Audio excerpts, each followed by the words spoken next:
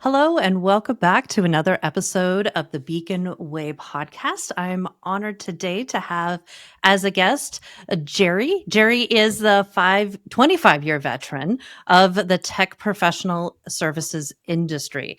And Gerry started off or in that time, you've been a recruiter, a salesperson, manager, consultant, trainer, executive speaker, author, and business owner. That's quite a list. Like It many is. of us founders, we wear all the hats, right? Yes. So you levered that experience into creating destination employer methodology to really Mhm. empower startups and scaling up and the early stage companies so that they can consistently attract, recruit, and retain top talent, which is always a huge issue for all of us getting our companies started. So this methodology has derived from the successful engagement that you had with almost 75 early stage companies. That's really impressive in empowering them to build highly performing teams. So that experience has launched that wonderful book that's right behind you that we're looking forward to hearing about today, Destination Employer. And in addition, you created the industry's first cybersecurity and tech focused recruitment and retention as a service. RAAS. I love that. It's a platform as well as destination employer program to assist government agencies and private industry partners with the critical task of sourcing, recruiting, and leading the teams that ensure their success. So, welcome, Gerry. I'm really excited to get to talk with you today. Thanks for having me, Adrienne. I appreciate it. Yeah, definitely.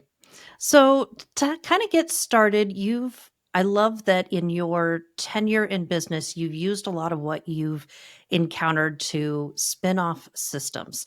So as you were looking through this, starting your own company and all that, what were some of the problems that you were really seeing that these solutions then kind of were birthed out of that to solve? What was kind of your spark that caused you to start this?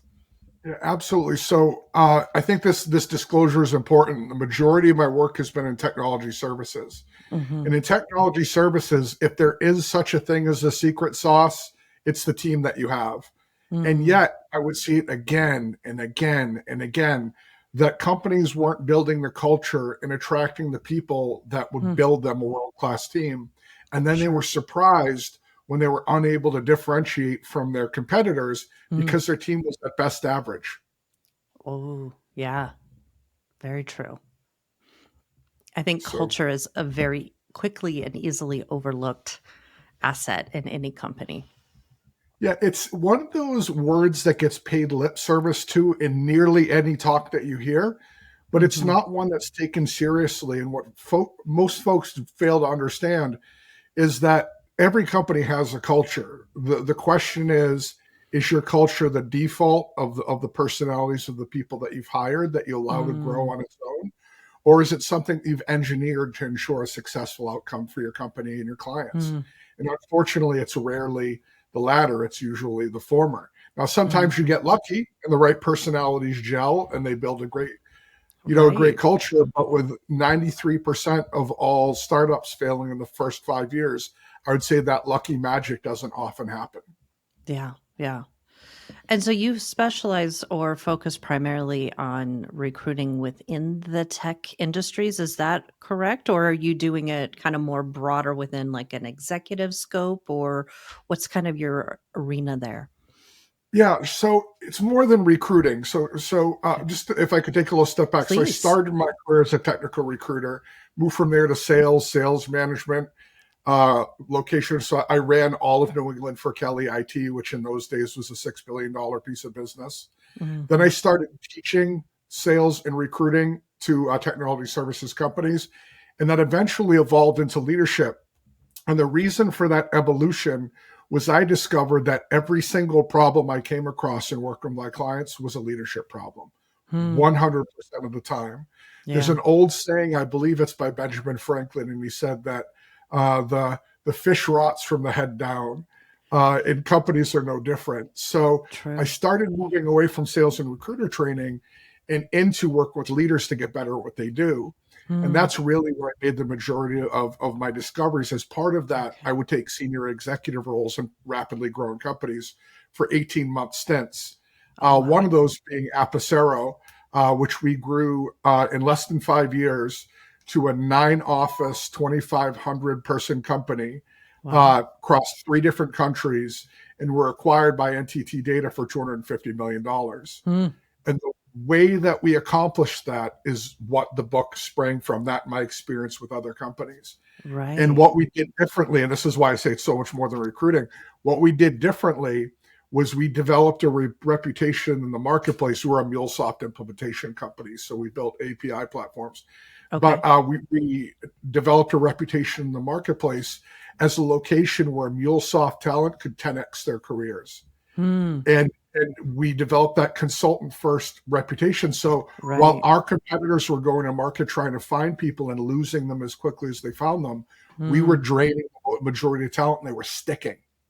nice. So, that was really the big difference, is understanding culturally what we needed to do, then Hmm. developing an employer brand in the places where MuleSoft consultants were. That was our primary hire Okay. that I just described, so that when we needed to recruit, people already knew about us. People already wanted to be aboard. Brilliant. And when we Hmm. got them aboard, we transitioned very well from candidate information to the person's information. So to Okay. the company's information rather. So we made sure that the person was a cultural match for our company, Mm, that their personal mission aligned with ours, that the things that they wanted to achieve were something they could do in our company. If those things aligned, that became their onboarding and their mm, employee reviews throughout the process. And yeah. over time, not only did we develop that reputation, but we could prove it again and again. Look, this person joined us as a consultant and now they're an architect. That person joined us as a developer and now they're a senior consultant. So we could show again and again and again what that was. So it's really, Hmm. I think it comes down to 3 phases: the attraction phase, the recruitment phase, the retention phase.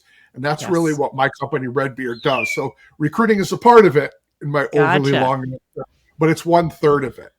Okay. Okay. So do you with I love the phases and I love the focus on almost that continuum of care from recruitment to all the different levels. I feel like small businesses, and I don't think this is exclusive to small businesses, but we tend to fall short on this both with our clients and with our employees. So we Yes. spend all the money out front recruiting or bringing in the clients or the employees. And once they're in the door, it's like the focus stays out here and Mhm. doesn't focus in on continuing to develop the clients, develop the employees, and really feed into those relationships and keep those going. So that retention piece is often overlooked, and it's way more expensive to bring somebody new in, either from the employee side or the client side, than it really is to invest in them. But there seems to be a stuck in the mindset of once they're in the door, they're in the door. Do you find that in your world as well? I do. The way you do anything is the way you do everything. And what you Yes. just described is 100% on the recruitment and the sales side. I've worked with Mhm. lots of small companies where the owner's attitude is, my best client is the one who will sign a check. And the Oof. problem with that mentality is, again, I work predominantly in services. You're only as good as your last gig. So if Right. you're working with everybody and you don't take the time to ascertain who you best serve, what Right. types of work your teams will do best with, then you're never going to, again, rise above average. And Mhm. nobody remembers an average company. Nobody Right. gives referrals to an average company. It's all lose. So Mhm. the tighter you make your lens, and this is counterintuitive, owners Yep. typically, myself included, they don't want to say no to business. Right. So they're unwilling to tighten that lens. But the truth is, the deeper that you niche down, the tighter the lens you create, the fewer people you let through initially, the more success you're going to have. And Mhm. it's totally win-win. Yeah. Again, this is part of the reason why I work in tech services pretty exclusively, even though my methodology works in other areas, because of my experience by working pretty exclusively with tech services, whether it's government or private sector. I Mhm. know what that client wants and needs. I know what that Sure. business looks like. I can speak their language. And the flip of that, when it comes time to build my team, I know what people need to be able to do to thrive in that environment.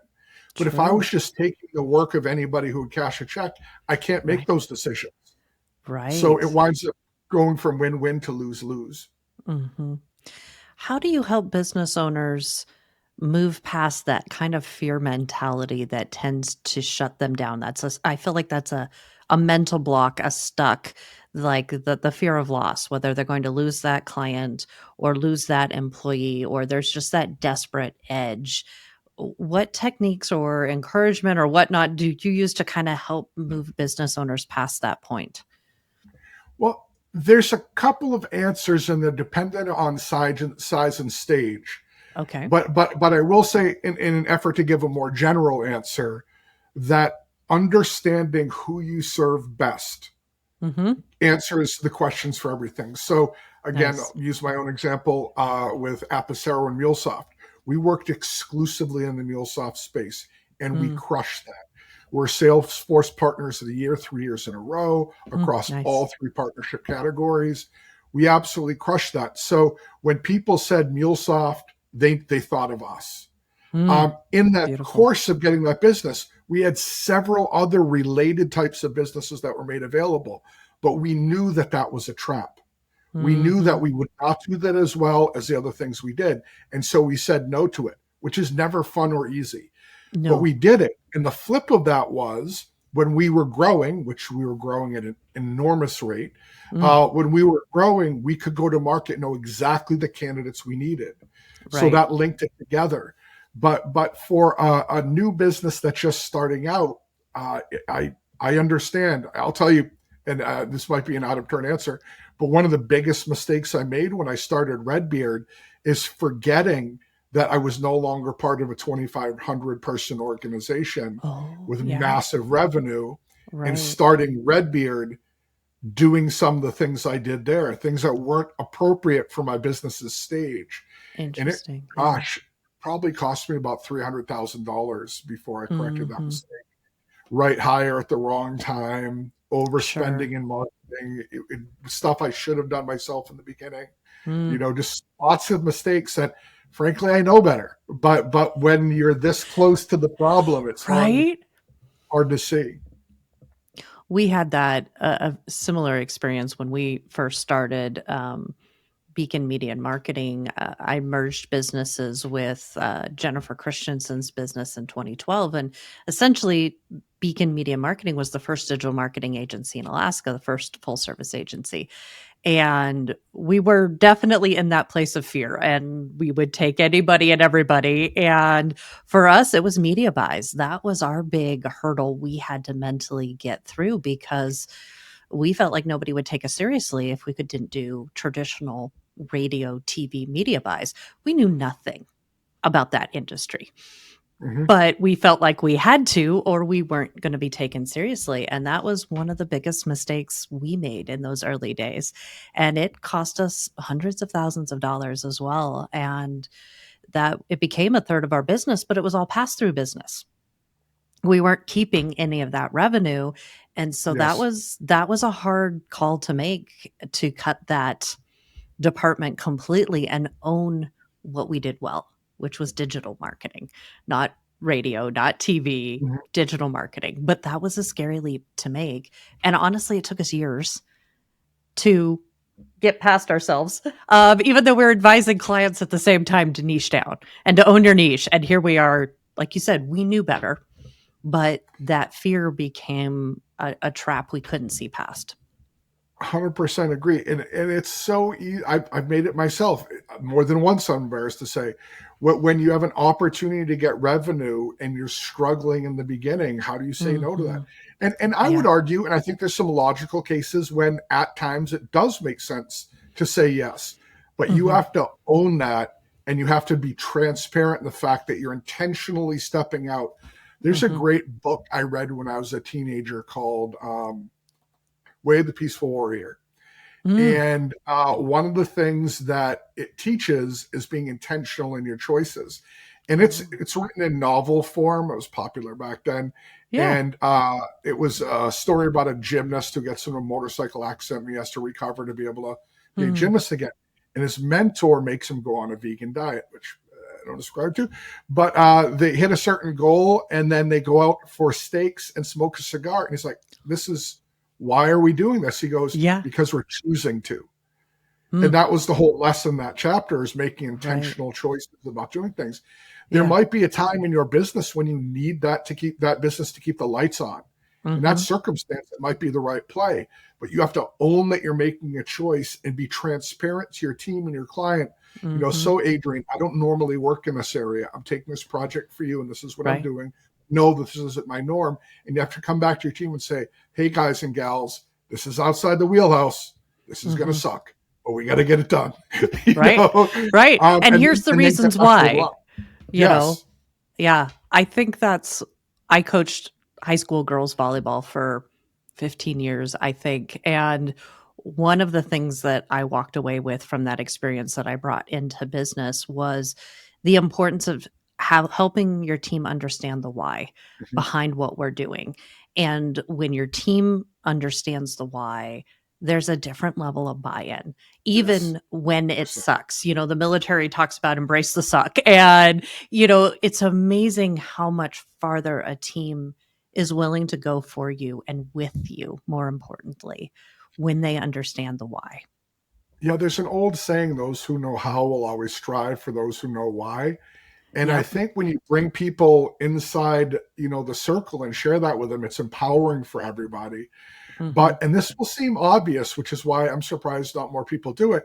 But if they understand why you're doing something, they're more likely to make a better choice Yes, because they that's a very good understand point. what you're doing. If they're just Mhm. doing, if you tell them to take every second left and they don't understand why, they might make a bad choice. But if they Mhm. understand it's because it does this thing, then again, more Yeah. likely to help.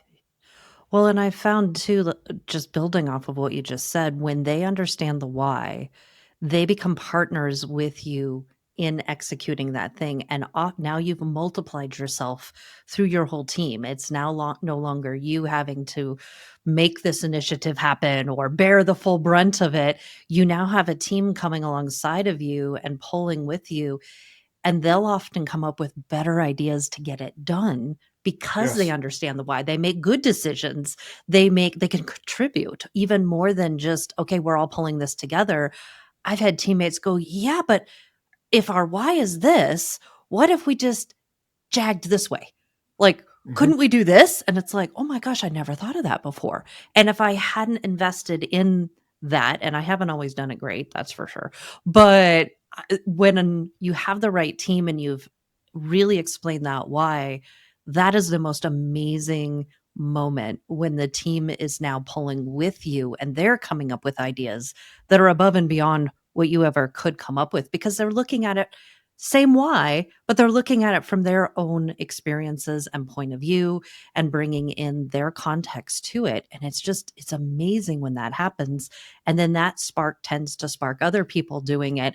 And now you've got this momentum that you didn't have to force as a leader. And those are magical moments, in my opinion, as a leader, as a business owner, when that magic happens. That's when I get all goosebumpy about being a business owner. Yeah, I couldn't agree more. One of the things that we teach is called the EFG leadership framework: engage, Mm, fulfill, and grow.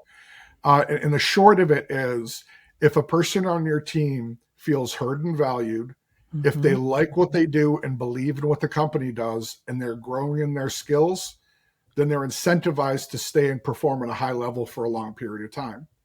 Agreed. Anytime one of those break, they're at risk. Mhm. What you just described is a way to pull them inside to feel heard and valued.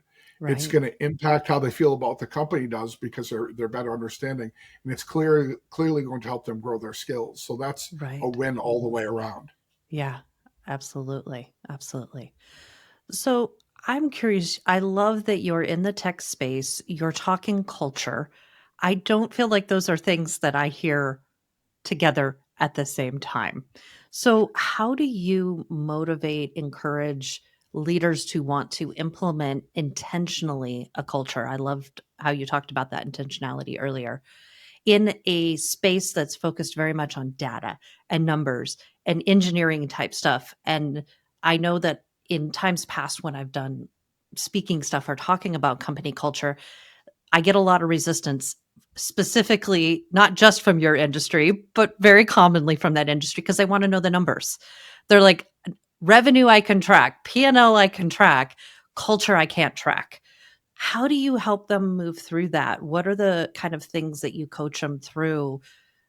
Do you have more data around the culture piece, or is there a mindset shift that you help them work through, or both? I use threats and violence. No, I'm just joking. So, well, you Sense of know, humor. I love it. I will say this. I wish less people would talk about culture and they Mm, would actually do it. mm, Really, the biggest problem around culture is it's one of those things that people roll their eyes at because they hear it all the time, but they don't right. see examples of it. Mm, And one thing I stress to people is one team's great culture is another team's awful culture. It's that's so less true. about what the environment is, it's more about how the people in it engage. I'm Mm, a former Marine. I grew up, I'm a blue collar dude in a tech world that's typically very white collar. So I right. can sometimes be a bit rough around the edges when it comes to the people I'm interacting with. So the way that I interact with my own internal team, the culture I've built here, might be toxic to those Mm, folks. And the inverse might be true. So good point. again, it's about understanding what your team and the company you're building need to do in order to succeed and how Mm, they can best engage. Um, I hate to ever mention diversity as a straight white dude, but there's a point at which diversity can have negative returns if the agreed. people don't share a mission. And, Right. and, and that's the main thing. I Hmm. you you want people to be empowered to share their ideas, but at the end Right. of the day they need to row the boat in the same direction. And all you Hmm. need is one person going opposite to make the ship go all over the place or spin in Right. circles. Yeah. So when it comes to culture, it's really again uncovering what your mission is and ensuring that Mm, people align. Which is why, from a digital marketing perspective, one of the things that we focus on first is number one, understanding what that culture is, and then right. making sure that's portrayed in the employer brand that that company is making. Yes. So that people see themselves in that or don't. And that's Hmm. important. Great Yes. marketing not only attracts, but it repels the people that Pulse. aren't going to match. Yep. So, yeah, so when my team are engaging publicly, we amp up a little bit our internal talk, not to the point that we're unprofessional, but Sure. so that anybody seeing us, they'll either love it or they won't. And the ones that won't, they're not going to thrive there. They're never going Hmm. to. It might succeed short term, but they're not going to find joy and fulfillment here. Which Hmm. means that ultimately, at best, they're going to bounce out sooner than we'd like. At worst, they're going to cause problems within the machine. Yeah. So when it comes to culture, there are some hard data points that you can track. Uh, Hmm. Especially, again, my orgs are marketers, recruiters, and sales folks predominantly, and leadership consultants. So it's easier in sales and recruiting to track numbers. Sure. But having said that, you can track the numbers when certain tools are used and certain things are done versus Hmm. when they're not. See the difference. But when it Okay. comes to a service industry, one of the main things that you want to track is retention. Hmm. It takes time. So I'll give you an ugly statistic. In technology sales, it typically takes on average between 9 and 12 months for a salesperson to become profitable. Um, Wow. they typically leave in the first 14 months. Right. Yeah. So the majority of technology salespeople are never profitable in new orgs. Ouch. That's hard. So how do you fix that? You make it a place that they don't want to leave, that they Hmm. understand that there are seasons, and in some seasons it's 7 days a week, and others it's four. And Yeah. that's Yeah. I might add a little bit of a tangent, but that's another thing that I think folks don't understand in the small business and the startup community is on the one hand you have the Gary V hustle bros, and then Yeah. on the other hand you've got the sipping, we work around our wellness schedule, Hmm. and neither one of them work long term. No. Small business and startup, it's both. Sometimes it's So all true. hands on deck getting this thing Hmm. done. Other times it's recognized that we've pushed too hard for too long and people need a break. Yeah. um, and I think that's the reality. I would agree. It's why I hate the term work-life balance. I use the term Yeah, work-life harmony instead because I it's say never. blend, but same thing. Yeah, yeah, it's never like I'm like, did nobody remember those teeter-totters from when we were kids? They were death traps. I mean, we see how far we could fling somebody on those things when Yes. we were kids. Like there is, it's this, and it's crazy when there is no balance that you can really achieve. It's this dream, I think, that we chase. And like you said, it tends to be the extreme. And that's why I like the term harmony, or like what you were saying there, because when you think of a song, there's point and counterpoint. You've got your alto's going to take lead for a while, and you got your bass that comes in there, and all together it creates a beautiful thing. And like you said, there's time for both, but one extreme or the other, it does not move the ship forward, that's for sure. And you end up with a lot higher churn. And our Western culture tends to glorify burnout on a level that I really wish we would just stop. But like, it's not healthy at all, for entrepreneurs or employees. 100%. Somewhere between the Silicon Valley 7 days a week, 24 hours a day, and the French 4-day work week is the right Yeah. answer. Somewhere in Yes. the middle of there. Yes. Probably a little closer to the 7 day, but not that far. Right. Yes. Yes. I would agree for sure. I know there was a story I heard one time. It was made up, but it was very true of, I think, our culture. There was the French guy or Norwegian guy's voicemail for when he went on vacation. Yeah, I'll be back in a few months. I'll catch up with you whenever. Leave a message if you feel like it. I'm out fishing. And then you had the Americans. It's like, I'm out for 3 days, but if you need help, I'm here. You can reach me on my phone, my email. There's my executive assistant. Like, but there was no checkout. There was no disconnect. There was no ability to give your brain or your body space to regenerate. And I was like, yeah, unfortunately, those kind of are the two extremes. And the middle is really a much better place to be. But as we were just laughing about with the, seesaw, the balance is hard to find and to maintain. It is, and for me, and I won't speak for anyone else, I've accepted that there are times when I work 7 days a week, Yep. but I've not missed. So I've a little bit of an overshare, but I was married for 20 years, got divorced, 4 kids. The two Mm. older kids are out of college in their own thing. The third kid, the youngest girl is a sophomore in college, and the Oh, youngest wow. boy is a junior in high school. So with the older two kids, I was married. I was a tech sales guy. I was leading teams, and I worked seven Mm, days a week. And our right. family dynamic was my wife was a stay-at-home mom. She handled all of the family stuff, and I provided and I went to the things that I could, which Yeah. frankly weren't nearly enough. So Sure. after the divorce, and that became clear in my relationship with the older kids, because my wife more or less owned that because I was the provider, not Sure. around a lot. The two younger kids, I was like, lesson learned. I don't care Mm, what's going on. I miss nothing. So yeah. yes, I work 7 days a week, but I've not missed a single school event. I've missed Wow. nothing from kindergarten until graduation for my girl and Luke. Well, he's still got 2 years, but Yeah. so far missed nothing. So Mm, that's the trade-off. I might work Sunday afternoon, but I'm gone all day Wednesday at a school event. right. That's the trade. Well, and to what you were talking about earlier, that's an intentionality that you own, Mhm. because that supports the life decisions that you've made. And I think that's something that, again, small business owners either fall into one or the other instead of being intentional about it, because it's a very different mindset when you're working Sunday afternoon because you chose to, because you got to Yes. be with him on Wednesday, as opposed to being almost a victim to your own schedule and your own life and hating the fact that you're working Sunday afternoon because you've advocated your choice, if you will, in that particular arena anyway. So I love the intentionality behind that. That was part of why I started my own company, because I foolishly at the time thought I was going to have more control over my schedule, and didn't quite realize what was going to happen. Right. But that was part of it, as I wanted to be around for my son, who's just turning 18 this month and is a senior in high school. So, but I got to be around a lot more with him.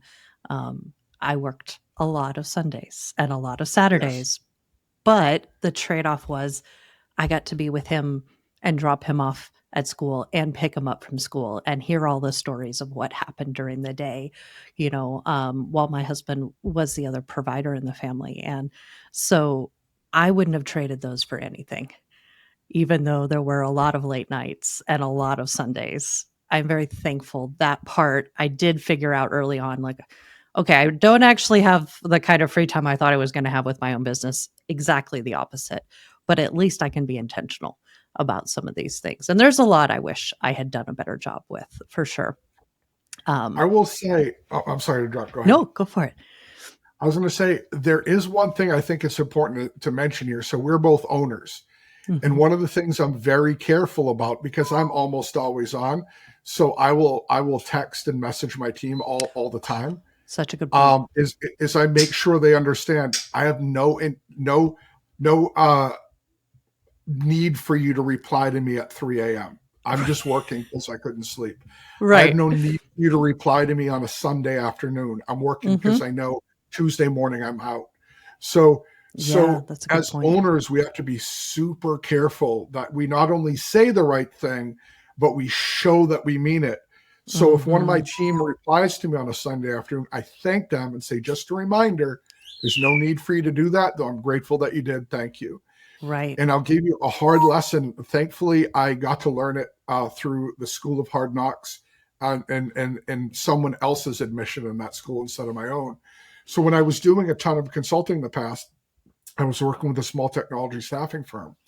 And the owner told his team he didn't care when they came in, he didn't care what hours they worked as long as they got their job done. Mhm. And then he proceeded to get to the office at 6 a.m. and sit in the lobby and greet everyone as they came in and write their name down.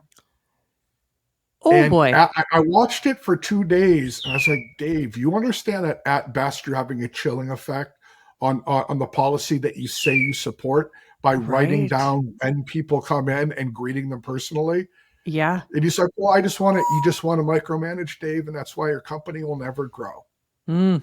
Um, and yeah, so I say all this to say what we're describing is great, but a lot of time employees don't have that freedom, and it's Right. up to us to ensure that they realize we don't expect them to work 7 days a week. I'm so glad you made that point. We've had to work on that because our team is spread across 4 different time zones from Alaska to Yep. Florida. So, you've got your East Coast people online at 4 a.m. for Alaska. And so, like, for us at Slack, we're like, use the scheduling feature.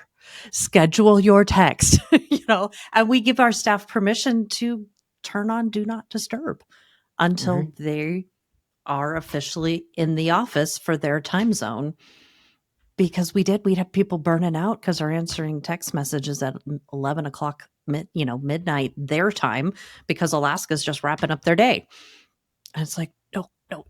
But you're right. We have to walk it out. And if we don't walk it out, our words don't mean a whole lot. Actions really are what counts. That is the biggest part of it. You can say anything you say, they're going to react to what they see you do and how they Hmm. hear you talk about the team member that's not in the room. So, such a good So that's reminder. Yeah, so that's the huge part. And we're talking about culture. That's how you support it. Nobody cares what you know until they know that you care about their outcome. Yep. So and there's times when I want to strangle a team member, where all I'm thinking about is my hands are on their throat. But you can't share that. You've got to internalize that, deal with the problem at the moment, process how you feel about it, and then come back and talk to them. So true. Yeah, it's because again, people don't care what you say; they care what they see. Yeah. Yeah. Very, very true. Well, Jerry, thank you so much for jumping in today. I know we had some technical glitches there at the beginning. Um, Always do just to wrap up, is there anything else you would like to share with our audience before we wrap up for the day?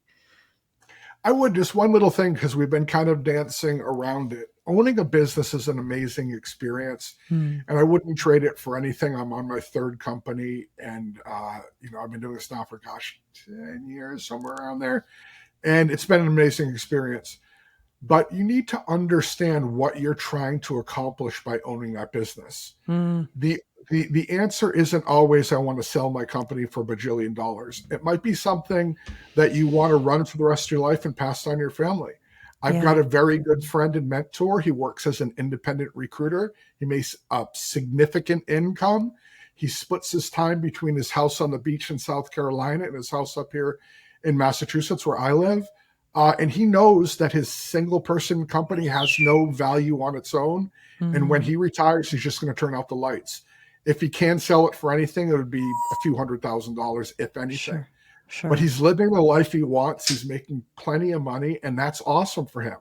Yeah. And you need to understand that in the beginning, because that's what's going to empower you to make good decisions to get you to that, whatever it is you're looking for. Yeah. That is very insightful. Thank you. And very, very true. Not any one business is going to look like the other. And it's okay to own that and be good with it. I think comparison is one of the worst, enemies we've got out there. So thank you very much for sharing that. And thank you. Systems, not outcomes. Yes. Very true. Very true. So, well, thank you again for joining us today, Gerry. And we will make sure we put the link to his book in the comments below for anybody who's interested in checking that out. And thank you all for listening. And we hope you'll come back and join us for our next episode. You have been listening to the Beacon Way podcast. Make sure to join us for new episodes every week. Don't forget to like, share, and subscribe to the Beacon Way on Apple Podcasts, Spotify, or wherever you listen to podcasts.